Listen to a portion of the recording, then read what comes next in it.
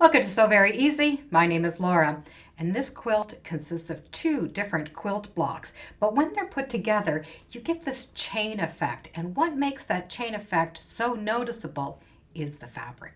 The quilt consists of two different fabrics, but the fabric, the main body of the fabric, has to have a small all-over print, because when they're joined together, well, you don't see where the seams begin and end. So you have two blocks. There's one, and here is another. But when you sew them together, the joining fabric blends so well after it's been quilted that it looks like one solid piece. This will only happen if you have a fabric that has a small overall print, and the eye will not notice that these pieces are different. So my first fabric that I'm going to use is from Moda, and this has that small tiny print on it, and the corresponding fabric is actually from Maywood, but I loved the way they went together. Now the first block we're going to make is a snowball block. So to make a snowball block, we're going to use an 8.5-inch square. You can take that 8.5-inch square and trim off the four corners following the template, and I'll put a template for you in the description. So on the template I've drawn 4 big arrows, and those arrows are the corners that need to be cut off. And to make it really easy, you can take the template and tape it on the back of a square ruler, and you're going to have 2 sides that you're able to match up. These are the sides that you're going to cut off. And then the other 2 sides will just fit inside. The ruler is going to kind of look like it's on crooked, but the corner that's going to be cut off is the side that's going to come out. And you will see that the inside will match up perfectly. So you will be able to cut off the one side and the next side, and then by turning the ruler, you will be able to cut the next 2 corners off. So I have my squares cut out, and they started at 2 7/8, and I've trimmed down the center, and I've also trimmed off the corners. And that will match up to my 8.5-inch square.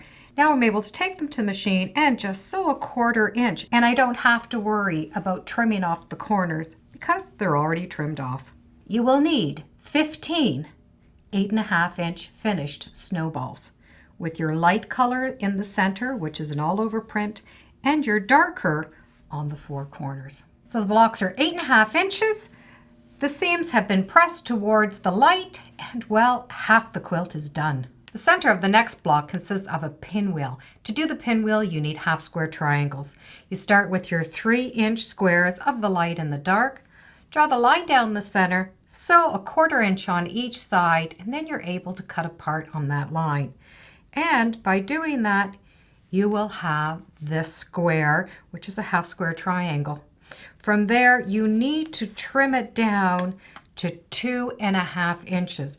It's very important that this square equals 2.5 inches. You need 60 of these half square triangles. And when you have the 60 blocks, you will need 4 of them to make a pinwheel. So in order to make the pinwheel block, you need to put 4 of the half square triangles together. Now this piece and this piece is actually the same. If you just turn it, you will see that it's the same.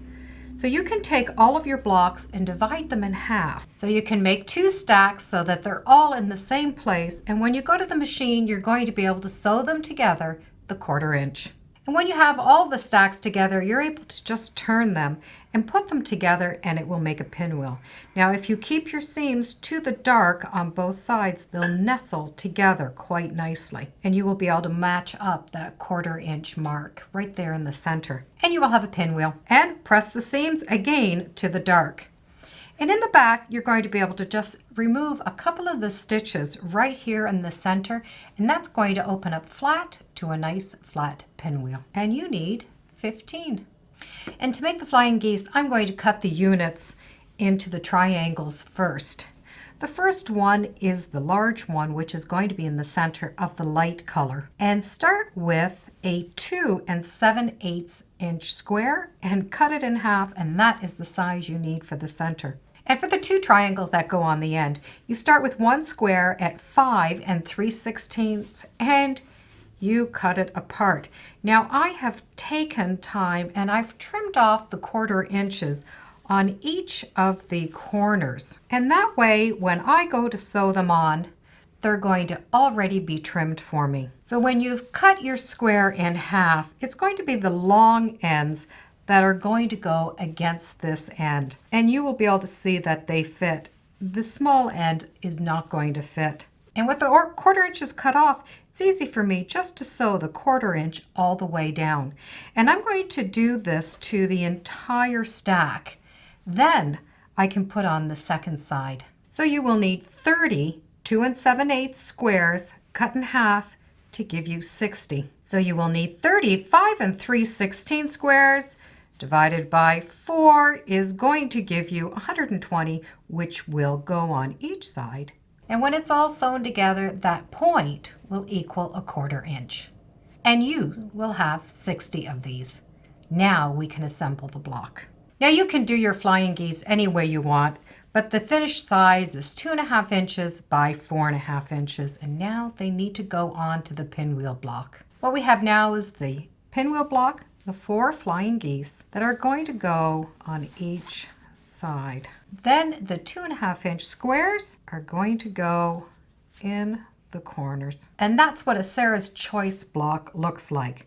So now we need to sew them together and sew them in rows. When the last 2 rows are sewn together, you want the seams going out. And by having the seams go out, they're going to match up to your snowball blocks. And when you sew those 2 blocks together, you can see where this will continue to look like a square, and that's going to blend right in when you quilt it. By having this small print that's an all-over design, will fool the eye and make it think that it is together. So you're going to have 3 rows that start and end with the Sarah's Choice, and you're going to have 3 rows that start and end with the snowball. And each row is going to have 5 blocks. So with 2 different blocks, the snowball block and Sarah's Choice, and 2 different fabrics, you're able to get this antique looking quilt.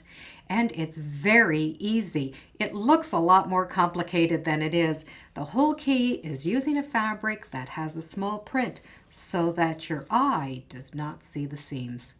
I hope you give this antique looking quilt a try. Thank you for joining me today on Sew Very Easy. Feel free to subscribe, and as always, come on back. Let's see what we're sewing next time in the sewing room.